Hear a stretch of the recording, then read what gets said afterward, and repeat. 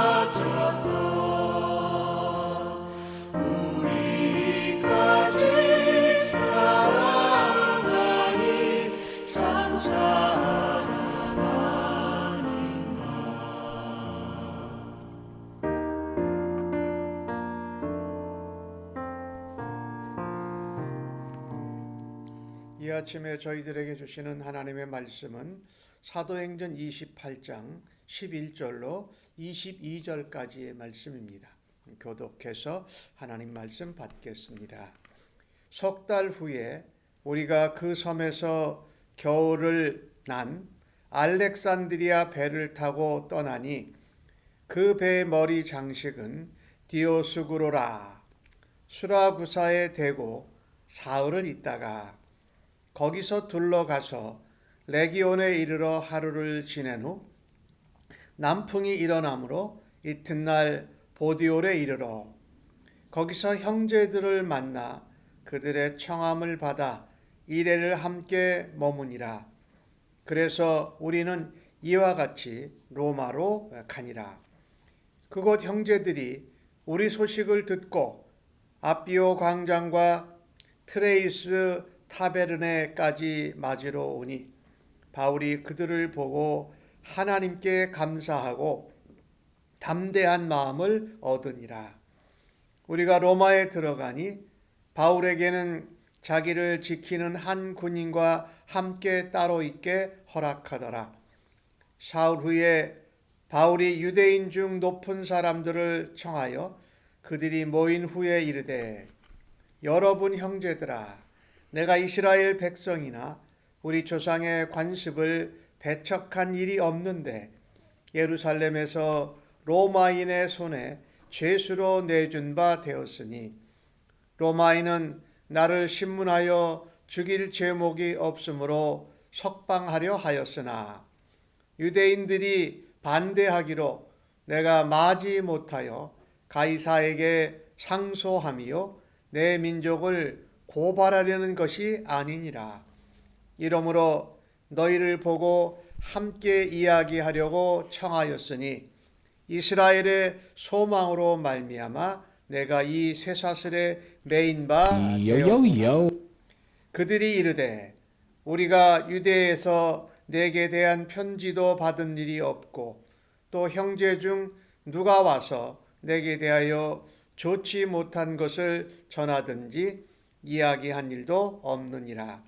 이에 우리가 너의 사상이 어떠한가 듣고자 하니 이 바에 대하여는 어디서든지 반대를 받는 줄 알기 때문이라 하더라.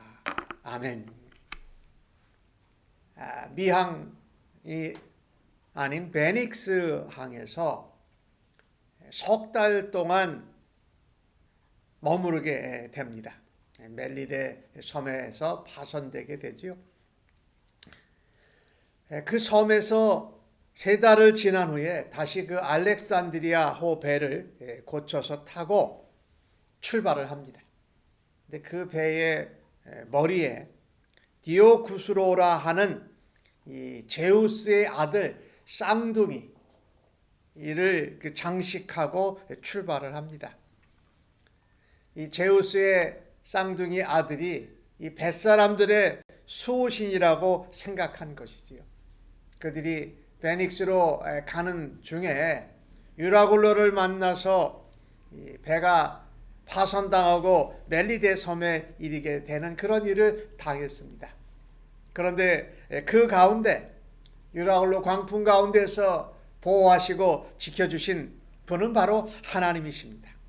그런데 아직도 그들은 이 제우스의 쌍둥이 아들이 그들을 지켜줄 거라고 다시 그 장식을 배 앞에 세우는 것이지요. 사실 이 유라굴로 광풍을 맞는 가운데 바울을 통해서 하나님이 말씀하신 대로 되었습니다. 사람은 한 사람도 죽지 아니하고 물건을 좀 잃어버리고 배가 파손되는 정도라고 한 하나님의 말씀대로 된 것이지요. 하나님을 다시 믿고 하나님을 바랄 수 있는 기회가 있는데도 그들이 새롭게 출발할 때에는 또 우상 신을 섬기면서 출발한다라는 것입니다. 아이러니하지요. 우리는 이것을 통해서 볼 때에 하나님만이 유일한 우리의 보호자가 되시고 우리를 주관하시는 분인 줄로 믿습니다. 마침내 거기를 출발해서 레기온을 거쳐 로마의 항구 보디올에 이르게 됩니다. 보디올에 도착했더니 예수 믿는 형제들이 마중을 나온 것입니다.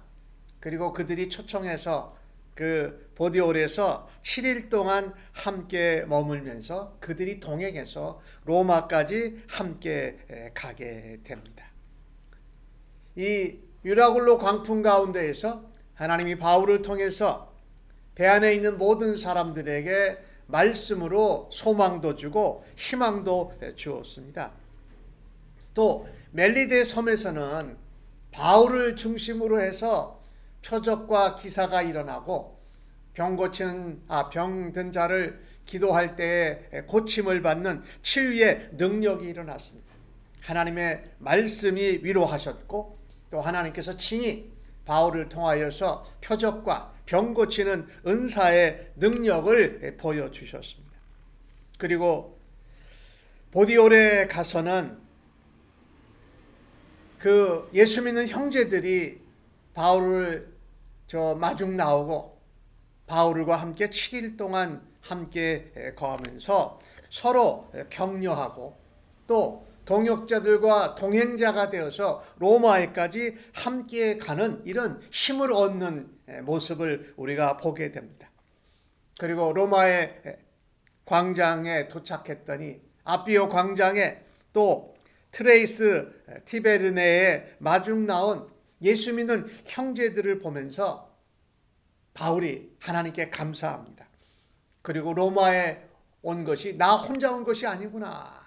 출발할 때부터 하나님이 함께 하셨고 또 여기 로마에도 믿는 형제들을 보내주셔서 그들로 인하여서 더욱더 담대하게 복음을 증거하려는 마음을 다시 한번 다지게 됩니다. 이미 그 시간에 그때에 로마에 조차에도 예수 믿는 사람이 가서 살고 있었다라는 것을 볼 때에 참으로 놀랍습니다. 그리고 바울이 로마에 도착했을 때 백부장 율리오는 그 바울에게 군인 한 사람을 붙여서 그를 따로 보호하고 또 제수의 신분이니까 감시하는 일을 하도록 합니다. 이 로마 백부장 율리오가 바울에게 아주 친절하게 대했던 것처럼 하나님은 로마 백부장 율리오도 친절하고 바울에게 이렇게 자유를 허락해 주는으로써 사람들을 붙여주신 것을 보게 됩니다. 하나님께서 말씀으로 위로하시고 또 능력으로 담대케 하시고 또 예수 믿는 형제들이 그곳에도 있다라는 것을 통해서 바울에게 확신을 주면서 심지어 로마 백부장을 통해서 자유함을 얻게 되는 것을 보게 됩니다. 하나님은 하나님의 복음의 증거자, 하나님 나라의 사명자, 그리스도를 증거하고 전파하는 자를 하나님이 반드시 보호하고 위로하시는 줄로 믿습니다. 그리고 우리에게 능력을 주시고 기도할 때에 병든 자가 고침받고 귀신이 쫓겨가는 놀라운 역사를 보여주셔서 우리가 복음을 전하는데 그 토양이 잘 다져지도록 하시는 우리 하나님이신 줄로 믿습니다. 특별히 그리스도인들을 함께 보내주시고 그리스도인들이 함께 동행함으로 사람을 통하여서도 하나님께서 우리를 지키시고 보호하시고 여호와 이르러 준비하고 계심을 오늘 본문을 통해서 우리는 확인하게 됩니다. 심지어 로마 백부장조차도 바울이 로마에서 자유롭게 복음을 전하고 사람들을 만날 수 있는 상황을 만들어 준 것을 보십시오. 우리는 확신해야 할 것입니다. 하나님의 말씀이 우리를 직접 위로하시고 우리를 인도하시면서 사람들을 보내셔서도 하나님이 우리를 위로하시고 격려하시고 확신 가운데 담대하게 복음을 전하도록 하나님이 길을 열어주심을 감사하고 하나님을 찬양해야 할 것입니다. 오늘 바울은 그런 기회와 그런 사람들의 동역과 동행을 통하여서 더욱더 담대하게 그 로마에 있는 유대교의 지도자들, 유대인들 높은 사람들을 초청합니다. 아마도 그들은 유대회당의 지도자들이었을 겁니다. 그들을 초청해서 말합니다. 여러분 형제들아. 형제라는 것을 강조해요. 이 유대교를 믿는 사람도 형제고 하나님을 믿고 알아야 될 사람이기 때문에 그렇지요. 나는 우리 조상의 관습이나 성경의 말씀 율법을 배척한 일이 없는데 내가 예루살렘에서 유대인의 손에 의해서 로마인의 손에 넘겨져서 죄수로 내어준 바 되었다. 마치 예수님이 그랬던 것처럼 말이지요. 그리고 로마인은 나를 신문하고 법정에서 재판을 하는데 죽일 제목이 없어서 나를 석방시키려고 했다. 마치 예수님을 빌라도가 죽일 죄가 아무것도 없다 하고 예수님을 놓아주려고 했던 그 모습과 아주 똑같지요. 그런데 유대인들이 반대했습니다. 그래서 어쩔 수 없이 내가 가이사에게 상소를 해서 여기까지 오게 됐다. 이것은 내 민족을 고발하려고 하는 의도는 전혀 없는 것이다. 내가 경험하고 들은 복음을 유대인들, 로마에 흩어져 있는 유대인들에게도 전하면서 이방인 나라인 그 당시에 가장 강대국이었던 로마에서도 복음을 전하고자 하는 의도를 가지고 있었다라는 것입니다. 바울은 거기서 힘주어 말합니다. 내가 우리 민족이나 우리 유대인들, 형제들 고발하려고 한 것이 아니라 사실은 성경에 있는 이스라엘의 소망, 죽은 자의 부활을 증거하고자 한다. 메시아이신 예수 그리스도께서 십자가에 고난받으시고 죽으시고 부활하셨다. 그 부활하신 예수님을 내가 믿고 유대교인이 아닌 그리스도인이 된 것을 소망으로 확신하면서 이 복음을 증거하기 위해서 내가 복음에 예수 그리스도께 하나님의 사랑에 매인바 되었고 성령의 인도하심과 능력으로 여기까지 왔다라는 것을 말합니다. 그러니 이 예수를, 이 성경에 예언한 메시아 그리스도를 너희들도 믿으면 좋겠다라고 하면서 제수의 신분으로 매인바 되어 있지만 복음에 매여 하나님의 사랑에 매여 예수 그리스도의 은혜에 매여 성령의 능력에 붙들려서 담대하게 이것을 전하는 것을 우리가 보게 됩니다. 우리도 누군가를 미워하고 누군가를 대적해서 복음을 전하는 것이 아니고 내게 주신 소망, 성경에 나오는 죽은 자의 부활, 그 부활의 첫 열매가 되신 예수 그리스도를 증거하는 일에 우리의 모든 삶의 첫 번째 자리에 두고 우리가 살아드릴 수 있기를 간절히 바랍니다. 이 하나님이 로마에 바울을 보내주셨는데 놀라웠게도 로마에 있는 유대교 회당, 유대인의 높은 자들이 바울에 대해서 부정적이지 않은 것이 또한 은혜입니다. 그들이 바울이 말한 부활의 소망, 부활의 복음에 대해서 긍정적으로 받아들이고 있으니 얼마나 감사한지 모릅니다. 하나님께서 로마에 있는 유대교 지도자 또 유대교인들 높은 사람들의 마음도 닫아 놓으신 것이 아니라 하나님이 열어놓으셨다. 너 바울에 대해서 다른 어떤 편지나 소문도 없었다. 그래서 우리가 너의 사상, 너의 생각, 내가 말하는 그 부활의 복음을 우리가 듣고자 한다라고 말합니다. 참으로 바울이 말하는 복음을 거절하는 것이 아니라 오히려 경청하여 듣기를 그들이 원하는 것이 얼마나 감사한지 이루 말할 수 없습니다. 우리가 복음을 전할 때에 듣기를 거부하면 전하지도 못할 경우들이 있는데 그래도 들어주려고 마음을 열어주는 것이 감사한 것이지요. 하나님이 여호와 이레로 로마에서도 바울이 복음을 전할 수 있는 토양을 이렇게 만들어 주신 하나님께 감사합니다. 하지만 이 유대교 지도자들, 유대교 높은 자리에 있는 사람들은 우리가 이거는 안다. 내가 가서 이 부활의 소망, 예수 그리스도의 복음을 전하면 항상 반대를 받는 줄 안다. 그래서 더 들어보고자 한다. 할렐루야죠. 복음은 어느 곳에 가든지 죄와 사망과 우상에 묶여 있는 곳에는 반대를 받을 수밖에 없다라는 것입니다. 그러니까 배척을 받고 무시를 당하고 또 경청하지 않으려고 하는 것이 오히려 당연하다라고 우리는 생각하고 복음을, 부활의 소망을 전해야 할 것입니다. 이유는 간단합니다.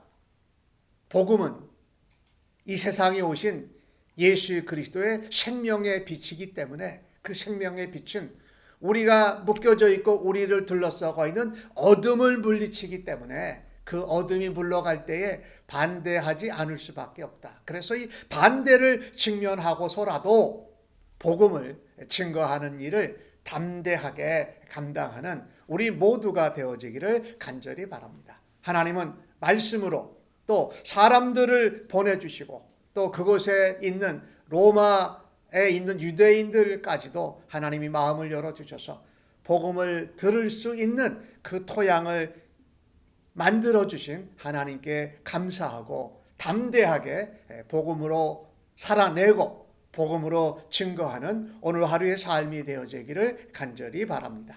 아멘. 하나님 아버지 말씀으로 위로하시고 또한 상황 가운데에서 우리를 보호하고 인도하여 주심을 감사합니다. 유라굴로 광풍 가운데서도 하나님 멜리데 섬에 도착하게 하시고 그 섬의 원주민들을 통하여서 대접받게 하시고 또한 로마에 도착해서 먼저 믿은 그리스도인들을 만나서 함께 담대하고 용기를 얻게 하신 하나님 감사합니다. 심지어 로마에서는 유대인 지도자들도 복음을 듣고자 하는 마음을 만들어 주신 하나님 감사합니다. 우리가 복음을 가지고 나아갈 때에 반대와 거절과 또한 핍박을 당하는 것을 당연히 알고 하나님의 말씀과 하나님의 위로와 격려와 능력과 사람들을 통하여서 준비하시는 하나님의 미리 준비하심을 믿고 담대하게 오늘도 복음을 증거하는 저희들 되도록 하나님 사용하시고 인도하여 주시옵소서. 감사하옵고 예수님의 이름으로 기도하옵나이다. 아멘.